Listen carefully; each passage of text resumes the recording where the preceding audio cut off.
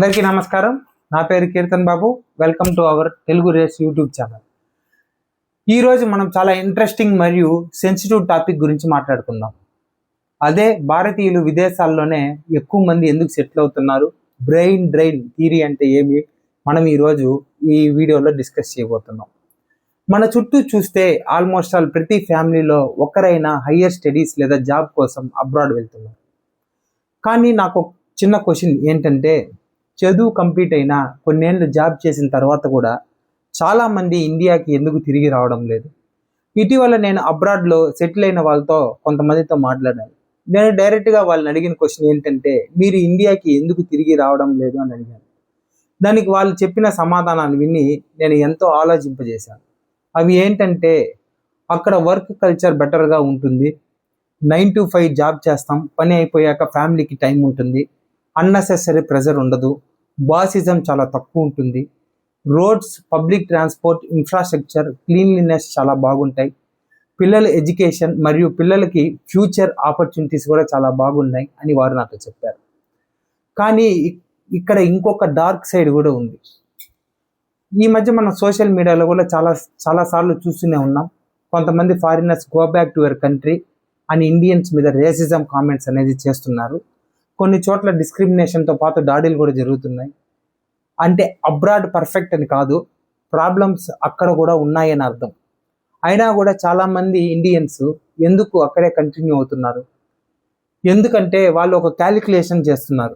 ఒకవైపు రేసిజం ఉన్నా మరోవైపు better salary, better work life balance, better research facilities, better opportunities and better kid life future అనేది అక్కడ ఉన్నాయని వాళ్ళు అక్కడే సెటిల్ అవడానికి ప్రిఫరెన్స్ అనేది ఇస్తున్నారు. ఇది విన్న తర్వాత నాకు ఒక క్వశ్చన్ వచ్చింది.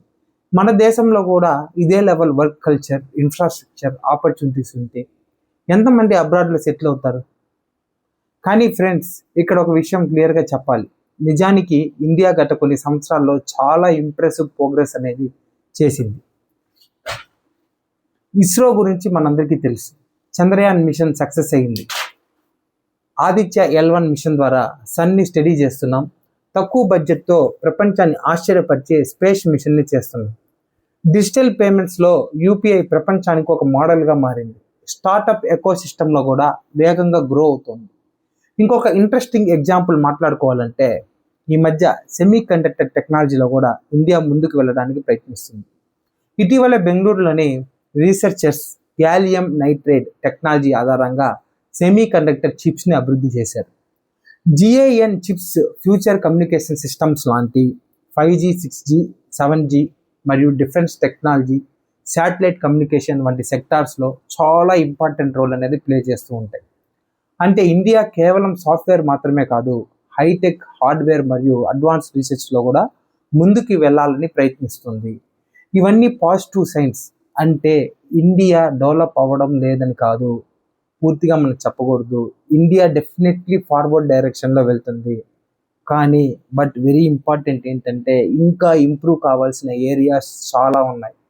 అవే number 1 work culture, number 2 research funding, number 3 infrastructure, number 4 traffic management, number 5 pollution control, number 6 government process అనేది స్పీడప్ చేయాలి. అదేవిధంగా మెరిట్ బేస్డ్ గ్రోత్ అనేది తీసుకురావాలి. ఎంప్లాయీ వెల్ బీయింగ్ అనేది కూడా మనము కన్సిడర్ చేయాలి. ఈ మధ్య మనం అందరికీ కూడా తెలిసిందే ఏంటంటే, ఎంప్లాయీస్ వర్క్ ప్రెషర్ వల్ల heart attacks, brain strokes, paralysis లాంటివి రావడం వల్ల చాలా మంది కూడా ఇండియాలో చనిపోతున్నారు. డైలీ ఈ గ్రోత్ రేట్ అనేది పెరిగిపోతుంది. సో ఇది మనం కానీ కంట్రోల్ చేయగలిగితే చాలా వరకు బ్రెయిన్ డ్రైన్ అనేది మనం తగ్గించవచ్చు. ఈ ఏరియాస్లో వరల్డ్ క్లాస్ స్టాండర్డ్స్కి చేరుకోవాలి. ఎందుకంటే ఇండియా ప్రపంచానికి ఎంతోమంది ఇంజనీర్స్ని, డాక్టర్స్ని, సైంటిస్ట్ని, IT ప్రొఫెషనల్స్ని, అదేవిధంగా ముఖ్యంగా ఎంటర్ప్రెన్యూర్స్ని కూడా ఇస్తుంది.